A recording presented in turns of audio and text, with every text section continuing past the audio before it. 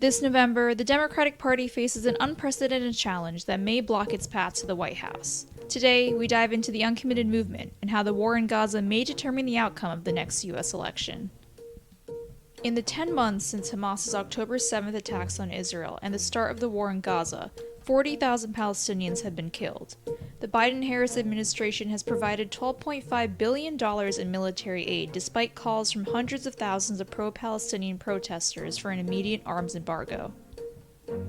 While demands vary from cutting economic and diplomatic ties with Israel to an immediate ceasefire, the underlying message is clear: stop funding Israel's bombing campaign or lose electoral support. Money for Israel's slaughter! No more money for Israel's slaughter! Not another nickel, not another dime! Not another nickel, not another dime! No more money for Israel's crime! No more money for Israel's crime! Michigan, Minnesota, Wisconsin, Arizona, and Pennsylvania are the 5 swing states that will likely determine the outcome of the 2024 election. Michigan is also home to 500,000 Arab Americans, the largest Arab American community in the country. Movements like Listen to Michigan, Listen to Wisconsin, and Abandon Biden spent the primary season campaigning for voters to check uncommitted or uninstructed at the ballot box. More than 370,000 uncommitted votes were cast in the primary season alone.